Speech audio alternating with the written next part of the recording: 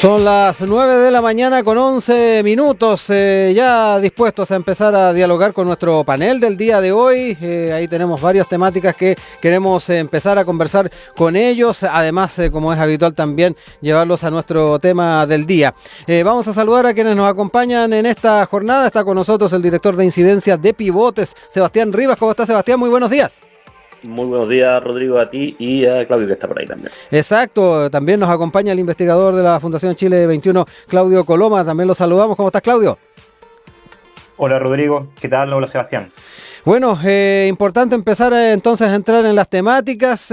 Lo que estamos particularmente consultando a nuestra audiencia el día de hoy va muy enlazado también con uno de los temas que tenemos para debatir, para conversar, y que va de la mano con la crisis de seguridad, las medidas que están tomando los gobiernos comunales para enfrentar esta temática, y cómo también a su vez ha habido ahí el llamado de atención desde la Contraloría respecto a la figura de esta emergencia comunal. Esto ya viene a ser, como decíamos, un capítulo más, un hito más. Recordemos que el gobernador regional metropolitano, Claudio Rego, también ha estado haciendo planteamientos respecto a enfrentar con herramientas más complejas, tal vez, el momento que se vive, y frente a ello estamos consultando a nuestra audiencia y qué medidas son las apropiadas para enfrentar efectivamente los temas de delincuencia.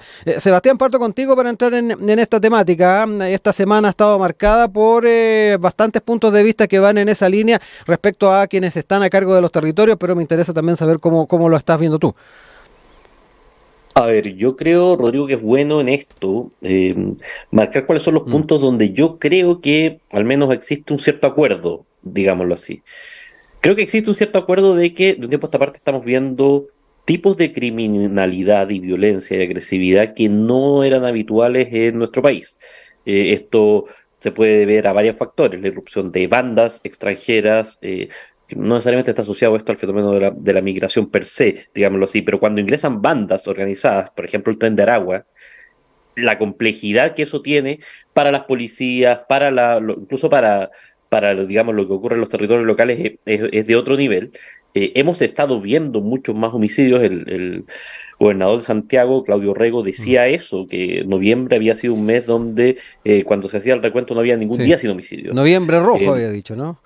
Entonces creo que primero que todo estamos enfrentando algo que tiene un correlato concreto. Creo que ese es un primer punto que es bueno marcar. O sea, efectivamente, hay siempre un debate sobre cuánto de esto es percepción y cuánto de esto es concreto. Me parece que este hecho específicamente, y que tiene que ver con la violencia de los crímenes más visibles, por decirlo así, homicidio, secuestro, está al alza. Y eso es un factor que creo, en general, si es que yo hago un sondeo, digamos, por el espectro político con las opiniones que han dado las últimas 2 o 3 semanas, creo que estoy de acuerdo. Ahora, creo que para eso son relevantes las señales. Fíjate, mira, yo aquí te voy a confesar algo. Yo cuando el alcalde Rodolfo Carter hace un tiempo, no sé si tú te acuerdas, en la Florida, demolió una casa narco, sí, me acuerdo. Al comienzo me pareció medio extraño, medio efectista, y probablemente tiene algo de eso, pero hay una señal importante en términos de cómo tú estás priorizando y combatiendo estos fenómenos, y cómo se pone esto al centro. El gobierno después tomó el testigo, tanto tomó el testigo que se decidió una campaña para ir a demoler los monolitos que se estaban construyendo, estos mausoleos medios improvisados que a veces tenían a veces incluso tenían droga adentro o cosas adentro. Después nos dimos cuenta, ¿no? Algunos que eran improvisados pero gigantescos. Me acuerdo de uno que había en Los Espejos, muy, muy grande. Entonces creo que en general, cuando estamos hablando de esto, creo que las señales importan, y creo que en este sentido es un momento para ponerse más agresivos con las señales, es un momento para endurecer el lenguaje, y es un momento también para ver qué otras cosas podemos hacer, porque efectivamente, de nuevo, siento que en este caso, al menos en una dimensión muy importante de la delincuencia, como es el tipo de crímenes y la violencia de estos crímenes, estamos hace un tiempo ya en una espiral no solamente al alza, sino de factores que nosotros no habíamos visto antes en nuestro país, Rodrigo. Claudio, tomando un poco lo que recién señalaba Sebastián, los consensos que de una u otra forma están quedando de manifiesto en cuanto a los diagnósticos. Estamos tal vez en las soluciones un poco con diferencias, y particularmente esto que uno podría interpretarlo como ponerse un poco creativos desde la perspectiva regional, pero que también hay que comprenderlo por las necesidades que están surgiendo dentro de las comunas y también en el caso de la región metropolitana o las otras regiones, y que va de la mano también con la apuesta que está haciendo Claudio Rego. Te dejo ahí la palabra también para saber un poquito cómo lo estás viendo también tú, desde tu perspectiva, Claudio. Hola, ¿qué tal? Sí, en acuerdo con Sebastián en algunos puntos, pero tengo matices un poco de fondo, digamos. Uh-huh. Acuerdo en términos de, efectivamente, estamos presentando o estamos evidenciando un tipo de violencia y criminalidad novedosa que no hemos visto antes en el país. Eso no hay duda, es fáctico. Bien, hay hechos que así lo comprueban. Estoy en desacuerdo en abordar este tema o definirlo como que hay un acuerdo generalizado sobre el estado de la seguridad del país y que este sea el tema más importante que hoy día tenga que abordar el país. Eso no es un acuerdo, sino que eso es hegemonía política. Aquí hay una agenda hegemónica a nivel político que instala que la seguridad, en términos de percepción, es el tema más importante a resolver en el país.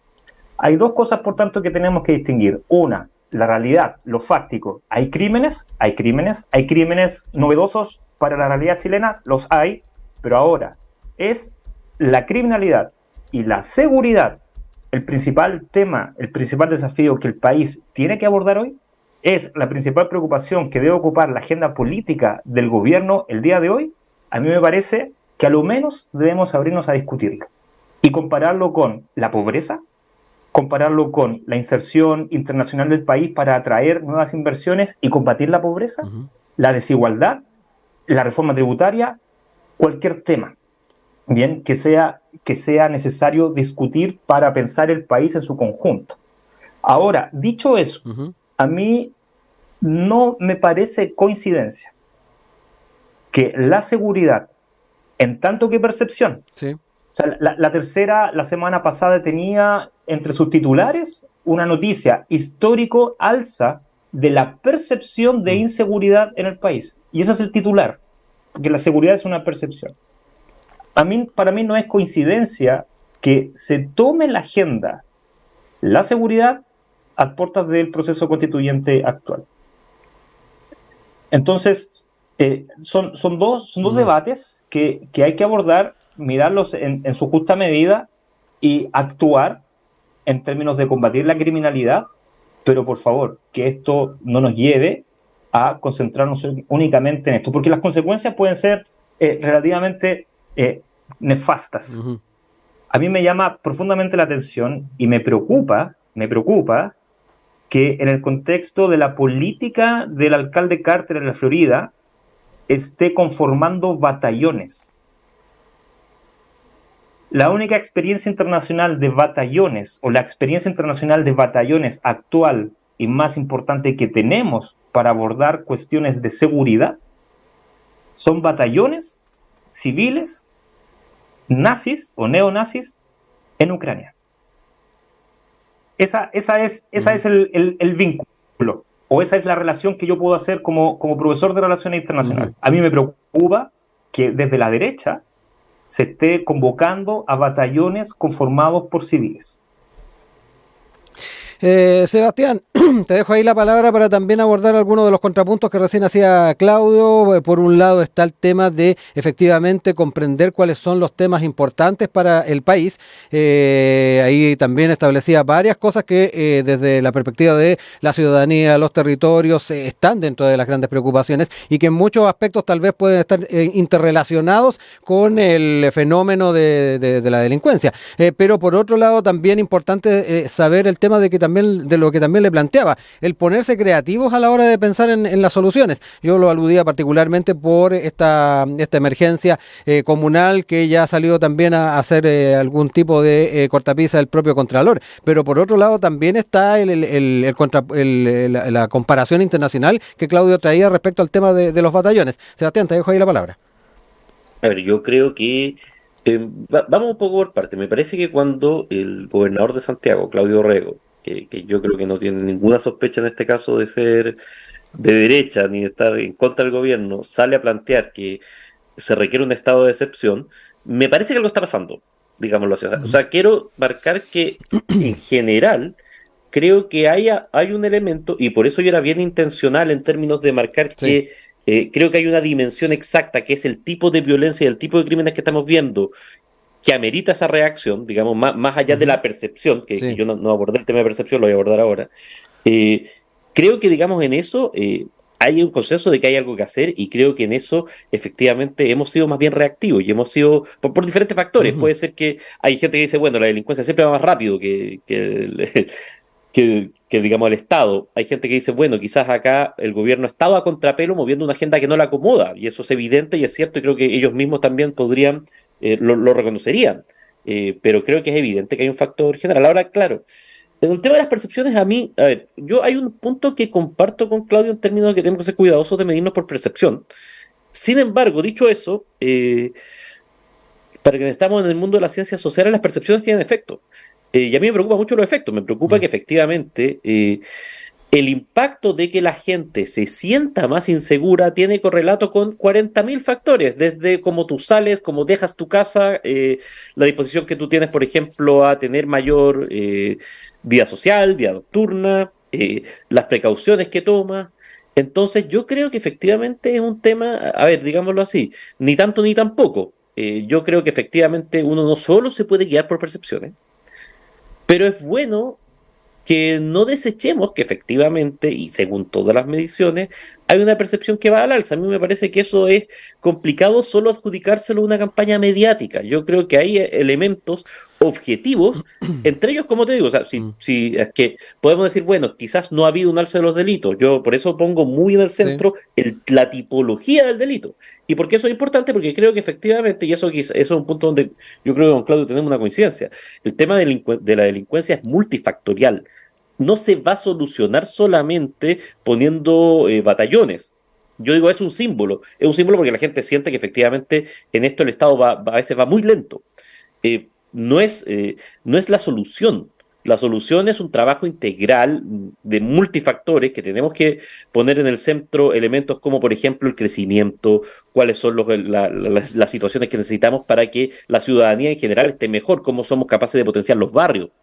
Eh, pero me parece que efectivamente es un momento importante para que el mundo político y el Estado dé señales de que está presente, porque el contrafactual es que hay grupos que están muy presentes en las poblaciones, en los barrios, que son los grupos narcos, las bandas, y el incentivo para que ellos se conviertan en una especie de protectores, Mm. de tutela, es muy alto. Yo creo que en eso estamos nosotros efectivamente en una circunstancia que tiene cierto riesgo y creo que es bueno en esto prevenir antes que curar. Yo creo que todavía estamos a tiempo de hacer algunas cosas para que podamos atajar el fenómeno que nosotros vemos en otras latitudes cercanas que efectivamente está desbordado. Yo creo que en eso, digamos, me parece que es un momento importante para ponernos las pilas y por eso hago toda la mención que hago, querido Rodrigo y Claudio. Ujú. Claudio, ahí también te escucho pues, respecto a los últimos planteamientos de Sebastián y también me interesa saber cómo ves el tema de no solamente lo que hemos visto durante los últimos meses, ahí Sebastián traía a colación el tema de la agenda que ha tomado el alcalde de la Florida, pero nos encontramos con varias autoridades que están tratando de buscar soluciones, algunas más alejadas de la normativa y de la institucionalidad, pero todos están tratando de enfocarse así. No sé también si tiene mucho que ver con lo que planteabas tú anteriormente con la agenda constitucional y el plebiscito que está a la vuelta de la esquina, eso. El hecho de que hayan alcaldes o esté el mismo intendente Orrego, independientemente del color político, e incluso tenemos al gobierno actuando, Sí. es reflejo de la tesis que les planteo. Mm. O sea, aquí no son meros acuerdos, aquí hay una agenda hegemónica que políticamente se ha trabajado y se ha instalado, no solamente a nivel de medios, sino a nivel de prácticas, para poder hacer que la seguridad sea el tema central. O sea, si eres político y ves que la ola hegemónica te está cayendo, no tienes otra alternativa más que sumarte y responder a ello. Este es el gobierno que ha aprobado más leyes en materia de seguridad, que ha enfrentado la materia de seguridad y se lo ha tomado en serio, a pesar de que no es parte de su proyecto político en sí, ¿no? O sea, tiene una prioridad, tiene prioridades diferentes, ¿bien? Pero es la hegemonía política la que le hace cambiar de dirección. Bien, no estoy negando que ocurran hechos criminales y que estemos frente a situaciones que para nuestra realidad social sean novedosos. O sea, hago la distinción entre eso y que eso se tome en la agenda a puertas de un plebiscito, a puertas de las necesidades y los reales desafíos que tiene el país. Esa es la pregunta que nos tenemos que hacer. Yo también quisiera proponer algo también un poco matizar un poco los temas. Esta preocupación de el abandono del Estado en las poblaciones. Bien. Aquí me parece que lo que está viviendo, entendiendo que concentrémonos en la cuestión de seguridad y la violencia que se está viviendo hoy día en el país, ¿ok? Concentrémonos. Dejemos aparte si es que ese es el tema más importante que tenemos hoy, pero concentrémonos en él. Lo que estamos viendo, a mi juicio, en las poblaciones del país, no es el abandono del Estado en esas poblaciones, es el fracaso del consenso social que hoy día existe en el país, que ha excluido a esas personas del Estado. El Estado se constituye en función de lo privado y lo público. Se construye en función del capital y el poder coercitivo. Lo que tenemos en las poblaciones, lo que vemos cuando hay un auto y desde el auto se le roba la bicicleta a una persona o el scooter, vemos que hay en las poblaciones, hay un sector de la población civil que considera que su libertad negativa, está por sobre la libertad positiva, que es la que restringe la institucionalidad del Estado. Porque es en sectores de la sociedad que han quedado excluidos, en que en pos de poder sobrevivir ante esta sociedad, satisfacer todas esas ansias de consumo que la publicidad nos entrega, hacen que para satisfacer esa libertad negativa, la libertad individual, se sientan con el derecho de hacer lo que quieran. O sea, lo que se necesita, y por eso la seguridad no es el tema más importante, por favor. O sea, lo que se necesita es establecer un pacto social en el cual esas personas puedan generar capital, y que lo hacen, capital, y también permitirle al Estado retomar el control del monopolio de la coerción. Si no hay una armonía entre ambos, la situación de la seguridad se nos va a volver, no solamente a nivel simbólico, lo más importante, sino que a nivel fáctico. Lo que te trato de decir es que no podemos esperar a que Luxich vaya y se ponga a invertir ahí en la estación central. Lo que tenemos que hacer es establecer un nuevo pacto con esas poblaciones excluidas. Bueno, ahí entramos también en esas temáticas que implican el pensar las políticas públicas, en pensar los objetivos más a mediano o largo plazo, y no el rédito inmediato, que es lamentablemente con lo que nos hemos estado encontrando en los últimos 15, 20 años. Sebastián, te dejo ahí también la opción de poder entrar en esa temática que nos invita a pensar al país también con una mirada de mayor a mayor distancia, que es lo que más nos ha costado por las necesidades del día a día y particularmente en el mundo político. A ver, creo que estamos de acuerdo en una cosa. Efectivamente, esto no se soluciona solamente con mayor policías, solamente con más figuras. Esto es un problema profundo. Y ahí, en el fondo, hay un desafío social de cómo encararlo. Ahora sí me parece que, efectivamente, si es que tú lo tomas tanto de la interpretación de Claudio como de la interpretación mía, tenemos un punto final que apunta a que hay algo pasando que es bien profundo y que si no lo encaramos de una manera seria, y a mí en esto me parece, digámoslo, que el tema de la seguridad no es menor, y me parece que el tema de la seguridad es muy relevante, encarándolo de una manera integral como lo estamos conversando acá. Ojo, no es solo, insisto, hay una parte que es importante, que es relevante, que son las señales que nosotros damos desde el Estado para ver estas cosas. Eso es súper, ¿cómo se llama? Es súper importante. Y estamos de acuerdo. Pero también está el otro factor que es, ¿cómo se llama? Es el otro factor que es finalmente que yo creo que si es que no te sientes protegido, tú te vas a ir. Y esto está estudiadísimo, Sí. digamos, en todos los hay papers, hay estudios académicos que hablan del poder de la banda narco y de lo que pasa en la población como un elemento también aglutinador, porque no hay respuestas, digamos, afuera. Yo creo que estamos enfrentando una ola criminal que no es menor, que tiene factores que son bastante particulares a la realidad chilena, eh, y que en este caso yo creo que es el minuto para enfrentarlo. Yo Ujú. creo que el tema del pacto de seguridad no es menor en ese sentido, digámoslo así. Porque me parece que si es que somos capaces de conversar en esta línea, vamos a tener un camino para encararlo. Me parece que es importante poder avanzar. Yo no, de nuevo, yo Ujú. n- no despreciaría tan a priori las percepciones de la gente, pero más allá de eso, yo creo que, de nuevo, hay un minuto donde, y creo que eso es un punto, insisto, creo que es Sí. un punto donde hay más acuerdo incluso de lo que parece en las declaraciones.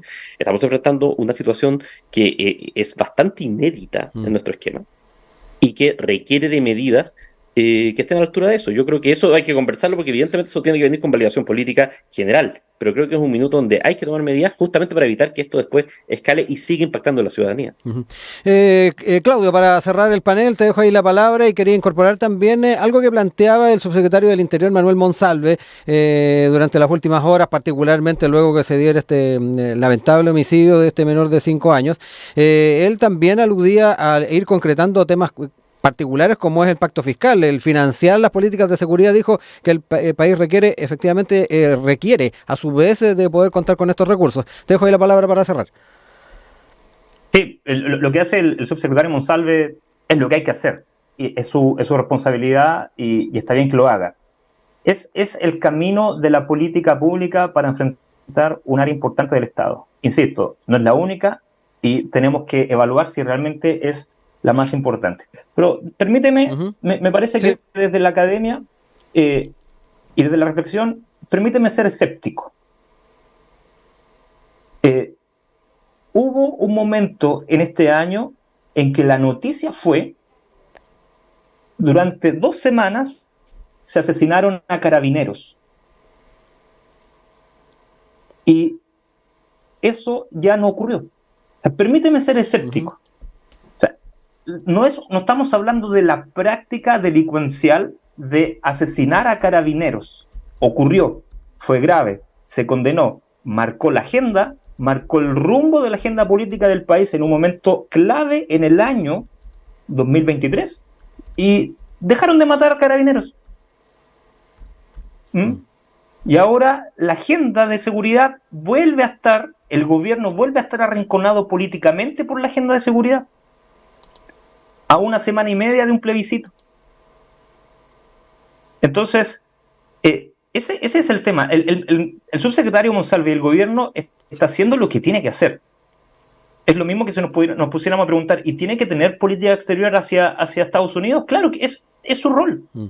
Y en materia de salud, tiene que enfrentar el tema de las colas y el servicio, los servicios de salud en los policlínicos, etcétera.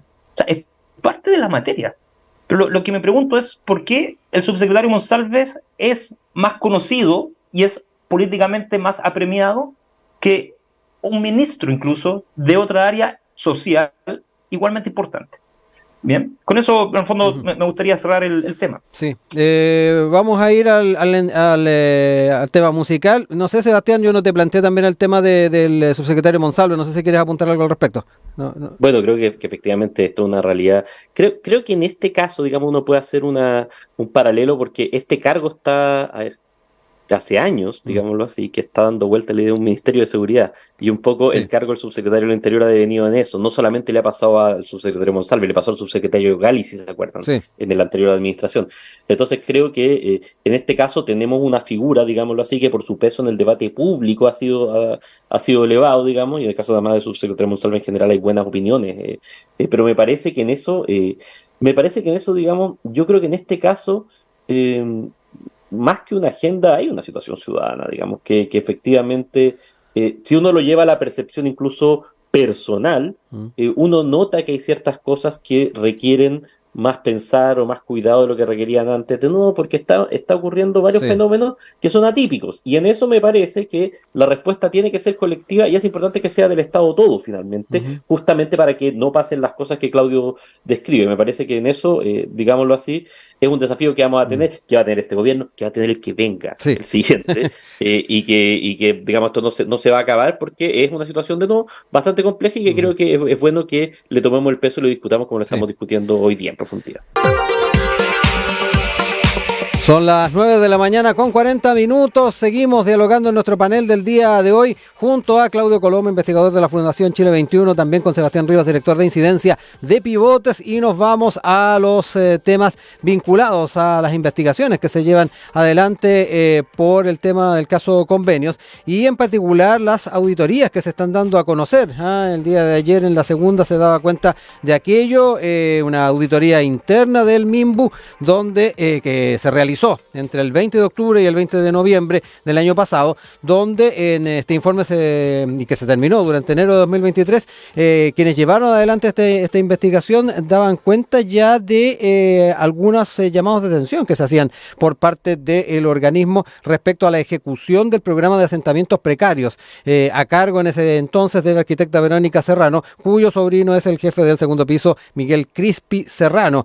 El equipo interno del MIMBU advirtió deficiencias y catalogó la criticidad de lo estudiado con un riesgo alto, y la auditoría fue solicitada por la ex subsecretaria de Vivienda, Tatiana Rojas, quien lo recibió en enero de 2023. Algunos de los datos que ya lo decían, levantó alertas, también fueron repetidas por Contraloría, y en particular lo que llama la atención y preocupa es que las correcciones llegaron meses después, cuando ya estalló el escándalo. Queremos entrar ya en esa temática. Claudio, parto contigo para ir analizando también los antecedentes que se han ido conociendo respecto a este tema y particularmente el escenario actual, pero además lo que debiese ser la gestión en estos casos en el futuro para evitar que nos encontremos con situaciones similares.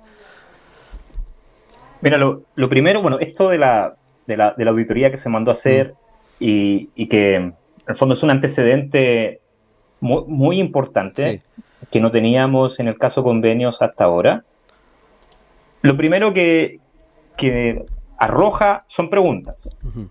¿Por qué no se atajó este tema antes? A mí me parece, a modo de hipótesis, plantear que es un problema político de parte de la autoridad de turno que estaba en ese entonces. Hay una práctica política correcta, digamos, política administrativa, una decisión. Hay que hacer una auditoría, veamos qué está pasando, pero una vez que tienes los resultados, la pregunta es, ¿por qué no actuaste? ¿Por qué no se tomaron los caminos administrativos y políticos necesarios para evitar que cuando tienes un problema, una bombita en tus manos, no estalle? Uh-huh. Y ahí me parece que hubo ineptitud política por parte de la subsecretaria, que le costó el cargo, le terminó costando el cargo, y que se suma a una serie de problemas de la misma lógica que hemos visto también en el gobierno. A mí me cuesta creer, por ejemplo, pongamos en contexto, ¿no? Uh-huh. Me cuesta creer que el listado de las personas que el presidente tenía acuérdame la figura penal, la figura jurídica, cuando están los condenados y los indulto. Los indultos, Uh-huh. Gracias. A mí me cuesta creer que los errores que hubo en los indultos que se gestionan en la subsecretaría pasan al ministerio, al ministro del gabinete. Estamos hablando de gabinetes, sí, con asesores, con profesionales. O sea, pasa de la subsecretaría al gabinete del ministro, y si no pasa, no puedes hacer esa gestión sin consultar al gabinete del ministro. Y de ahí pasa al gabinete de la presidencia. O sea, me parece que el nivel de ineptitud para ver todos los casos, evaluar los escenarios políticos, medir los costos y beneficios al nivel de la subsecretaría, que no debió haber pasado de ahí, estamos hablando hay ineptitud política en algunos sectores del gobierno. Uh-huh. Y la subsecretaría de Vivienda, en este caso, me parece que es un caso a evaluar en ese sentido. Ahora, en términos administrativos, me parece que Este antecedente nos permite adelantar que esta situación y este caso está lejos de morir. Va a seguir siendo una piedra en el zapato incómoda para el gobierno y que las decisiones van a seguir Ujú. en torno a este caso y tratar de taclearlo. Ahora vamos a ver si es Sí. que se toman las decisiones necesarias para cortar este problema de raíz o siguen con la estrategia que han tenido hasta ahora. Exacto, porque está en la intencionalidad del Ejecutivo, al menos quedó en claro en la agenda que se planteó por parte del Ejecutivo en torno a transparencia y probidad de que se está apuntando en esa dirección, pero si nos encontramos efectivamente con formas de actuar, con modos de ineptitud, como planteabas tú, Claudio, difícil de que se pueda sacar adelante la tarea. Sebastián, me quedo contigo también para ir conociendo cómo has estado siguiendo esta temática y particularmente si comparte algunos de los puntos que ya planteaba Claudio. Bueno, Rodrigo, a diferencia de lo que ocurría en el primer tema de conversación, yo solo puedo decir que suscribo 110% todo lo que dice Claudio. Sí. Eh, sí quisiera poner un par de puntos adicionales que me parece que complementan y que quizás aquí va a parecer que estamos como con los roles un poco cambiados, por decirlo así. Yo creo que esto, a ver, es una falla del gobierno y creo que Claudio lo graficó muy bien, pero acá hay una falla estructural. O sea, estas cosas han ocurrido en varios gobiernos y a mi juicio, y es un tema que hemos levantado de pivotes, tú lo sabes, Sí. Rodrigo, eh, esto, entre otras cosas, es porque al Estado no le hemos prestado la suficiente atención que necesitamos para poderlo modernizar. Hay una cantidad de cargos. Mira, nosotros hemos ido consultando. Hay gente que te dice 4.000, hay gente que te dice 10.000. Nadie sabe muy bien que son cargos que cuando entra un gobierno cambian.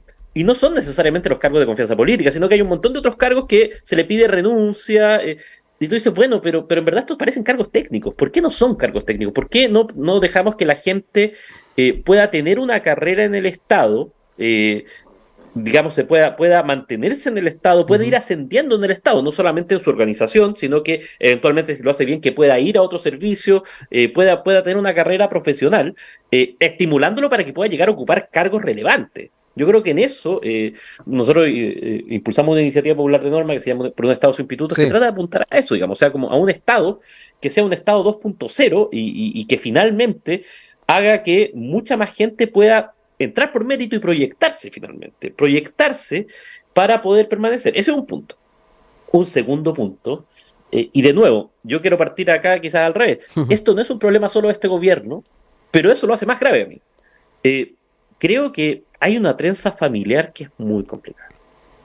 ¿Y por qué digo muy complicada? No estoy acusando en Sí. este caso que Miguel Crispi, entonces subsecretario de Desarrollo Ujú. Regional, y Verónica Serrano, entonces jefa de asentamientos precarios del MIMBU, que insiste para que se le haga un pago a Democracia Viva, para que se Mm. suscriba un convenio. No estoy diciendo que ellos estuvieran necesariamente de acuerdo. Son tía y sobrino. Sí. Pero en la campaña electoral, el entonces candidato y diputado Gabriel Boric decía la siguiente frase en la franja, decía, en el Chile que construiremos no habrá espacio para el pituto. Para eso tenemos que pasar a la acción. Prohibiremos la contratación de parientes de altas autoridades del Estado en cargos de confianza. Sí, es de sentido común. Pero usted y yo sabemos que eso no es lo que pasa hoy. Yo le cobraría la palabra al presidente. Mm. Yo sé que después se hizo un instructivo donde se precisó que eso se refería a los ministerios, pero me parece que el sentido de la frase va del camino correcto y va del camino correcto justamente para prevenir estas cosas. Para prevenir que una persona suspicaz pueda decir, oye, pero de fondo, si a Miguel Crispi, que digámoslo derechamente, está en la mira, porque se supone que aquí atrás puede haber un mecanismo y Mm. si hubo un mecanismo, estamos viendo que lo puede haber manejado o Sí. planeado o inventado, y por eso a Miguel Crispi se le está poniendo la mira, digámoslo así, por su rol en la Subdere, no por ahora estar de asesor del presidente, digamos, o después. Mm. Entonces me parece que en ese caso, este tipo de cosas eh, genera sospecha, genera malestar, genera incomodidad. Creo que el presidente tenía muy claro el diagnóstico cuando era candidato, clarísimo. Y creo que en eso es importante ser más agresivo, importante normar esto, de nuevo, y cierro con lo que partía, porque esto no es solo un tema de este gobierno. ¿Cuántas veces para atrás lo hemos visto? ¿Cuántas veces hemos visto estos mapas que hace la prensa para cada gobierno finalmente? Creo que es un tema estructural y creo que lo podemos arreglar solamente si es que nos tomamos en serio el Estado, lo empoderamos de verdad y lo hacemos un Estado mucho más meritocrático y que finalmente esté libre de los pitutos.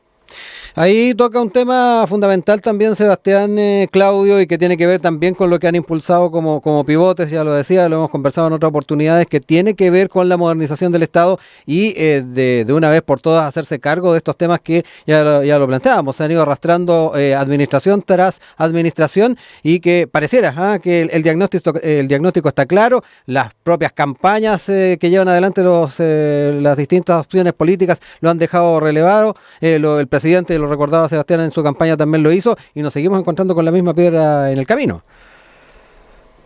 El proyecto de vivienda precaria, creo que se llama, ¿no? Donde estaba Serrano, y a partir del cual estalla todo este caso, fue creado en el 2011, primer gobierno Piñera. Uh-huh.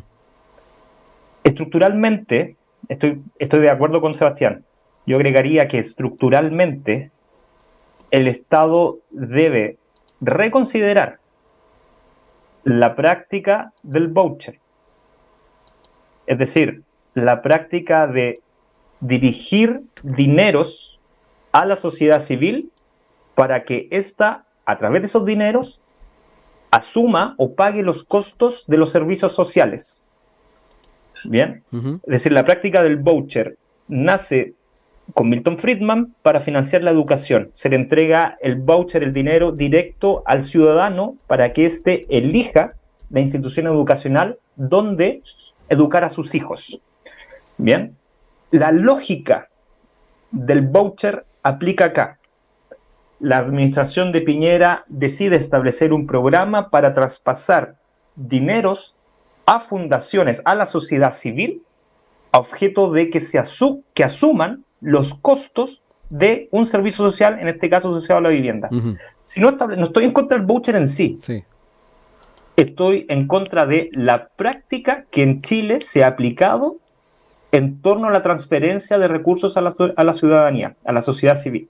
Eso es lo que debemos reconsiderar y reevaluar en una modernización del Estado. No estoy diciendo que el Estado vuelva a asumir la responsabilidad de costear lo social, los servicios sociales, los servicios públicos. La práctica, el mecanismo es el que tiene que ser reevaluado. Primer punto. Y el segundo punto, y que me parece que a nivel estructural, y me parece que es imposible de cambiar porque está demasiado enquistado. Bien, es, en primer lugar, revelar que este no es el gobierno de la reforma. Este no es el gobierno del gran cambio. Este es un gobierno que llegó esperando gobernar a lo más 2 años, porque apostaba al triunfo del primer ciclo constitucional y que eventualmente eso implicaba llamar a elecciones de nuevo. Por tanto, llega a gobernar sin pensar, o como una posibilidad menos probable, llegar a gobernar los 4 años. Por tanto, este no es el gobierno de las grandes reformas, en primer lugar. Dicho eso, pretender de que se va a reformar el Estado y modernizarlo en este gobierno, me parece que es inocente pensarlo. Uh-huh. Ahora, lo que se requiere a mi juicio para modernizar el Estado es ir en la línea que dice Sebastián. E ir en la línea que dice Sebastián, a mi juicio, implica hacer de la carrera funcionaria pública algo similar a lo que ocurre en la defensa y en el servicio exterior. Es decir, que la administración pública sea una carrera pública, como ocurre para aquellas personas que entran a la defensa, escuela de oficiales o suboficiales, o a la Cancillería, o a la PDI, o a Carabineros. Y a partir de ahí, establecer escuelas en diferentes partes en las regiones estatales, escuelas de administración pública donde las personas que entren, en base a pruebas, etcétera, entren a conocer la administración pública, a prepararse la administración pública y elegir la especialización de la administración pública que a ellos les interese y hagan ahí carrera funcionaria y que sea valorado, por tanto, estar en Antofagasta o en la Gobernación de Santiago o el Ministerio de Salud en Santiago, la carrera funcional. Que sea Incluso homologable. es más, esas personas pueden, si lo miras así, crear el fondo de pensión solidaria tal como el que funciona en las Fuerzas Armadas, dedicado a esas son las personas. Ahora, lo que tienes es en el Estado gente civil, profesionales, que buscan al Estado como un espacio de campo laboral y que una vez adentro están sobreviviendo. El Estado es el peor empleador que existe hoy día en la sociedad chilena. O sea, la cantidad de personas que hoy día están boleteando es terrible. O sea, y no solamente boleteando, sino que a partir de la administración Velasco, con Bachelet 1, se les obliga en su precariedad de boleteo a aportar para el sistema de pensiones privados y aportar a las ISAPRES, se les obliga. Es decir, no solamente están desprotegidos porque les prestan un servicio pagando boletas de honorarios, se les obliga a que le tenga que pagar esas personas, descontar de su sueldo, que ya es precario, a un sistema que hoy día está completamente defenestrado. Sí. Las personas que están a contrata, naturalmente, que esperan los Juegos del Hambre a final de año para ver si te renuevan o no, y sabemos que los criterios para que te renueven no son eminentemente técnicos. Ergo, si no tienes un padrino político que te sostenga, sobrevivir en esos Juegos del Hambre se vuelve muy difícil. Por tanto, aquí la profesionalización del Estado debe ser un área importantísima en la idea de la modernización, a objeto de que lo que transite y lo que sea pitutable sea el gabinete. Claro. Que es lógico, ¿no? Sí, es lógico. Las labores de confianza, como se suelen plantear. Sebastián, te dejo ahí la palabra para ir cerrando también el panel de hoy. Mira, yo me voy a llevar los últimos 3 minutos de la exposición de Claudio y lo voy a copiar y pegar en las redes de pivotes, porque no puedo estar más de acuerdo. Digamos. O sea, eso es lo que nosotros vemos y efectivamente lo creemos así. O sea, porque efectivamente el Estado es el peor empleador, la realidad está superada, solo el 22% está en planta y los regímenes de contrata y de honorarios en verdad son sumamente precarios, tan precarios que ha tenido que entrar a regularlos la Contraloría y la Corte Suprema para darle algunos derechos. O sea, estamos súper de acuerdo, digamos. Y aquí no estamos hablando de gente que pasa año a año, no, gente que tiene trayectoria, incluso gente que supera los ciclos políticos, hay gente a contrata que está desarrollando funciones de planta, incluso gente de honorario. Pero en verdad, como el Estado no se puede ampliar, pues tiene todos esos problemas. Por lo tanto, nosotros creemos que es por eso importante discutir una reforma del empleo público. Sí estoy en desacuerdo con el tema del voucher. Yo creo que efectivamente esto hay que verlo bien caso a caso. A mí, y lo hemos marcado, a nosotros nos parece que el Estado tiene que tener un rol fuerte y eso estamos de acuerdo. Pero también creo que la complementariedad con el mundo privado es muy importante. Y en varios casos, digámoslo así, nosotros vemos que cuando el Estado se trata de hacer cargo, a veces no da, y no da porque las demandas son múltiples, no es solamente porque el Estado sea malo, no es ese concepto, es que de verdad aquí tenemos un set de demandas infinitas, hemos hablado de solo algunas acá, imagínense, no hemos hablado de educación, pero las demandas pueden ser infinitas, por lo tanto creo que en eso el modelo puede funcionar, por supuesto con muchos más controles. Yo creo que eso estamos de acuerdo. Creo que en el tema de la fundación es una de las cosas que nos dimos cuenta, cuando nos hemos estado dando cuenta con todos estos análisis, es que no hubo suficiente control en esas transferencias. Y eso, de nuevo, no hubo suficiente control no solamente de este gobierno, sino que para atrás. Pero yo creo que eso es un tema, digamos, yo creo que si aquí no volvemos a potenciar las alianzas público-privadas para poder llegar con soluciones y para poder sacar las mejores experiencias de cada caso y para que éstas se conviertan en política pública, vamos a tener bastante más difícil nuestro tránsito. Creo que se abre una ventana de oportunidad post plebiscito para conversar eso, digamos, sea cual sea el resultado, y por lo tanto creo que ahí hay una oportunidad muy grande, pero yo insisto, yo a Claudio le voy a grabar esos 3 minutos y van a ser colgados en las redes de pivote porque no puedo estar más de acuerdo con carrera funcionaria, profesionalizar, que dependa de mínima cantidad de padrinos para que el Estado sea profesional, porque ese es un primer paso para que podamos hacer todo lo otro que estamos conversando desde las 9 de la mañana acá. Claudio Coloma, Sebastián Rivas han estado con nosotros en esta jornada de jueves con pinta de viernes. Que estén muy bien, buen fin de semana, nos reencontramos en futuros paneles. Buen fin de semana, que estés bien Rodrigo, estés bien Claudio. Chao, chao. Chao, chao.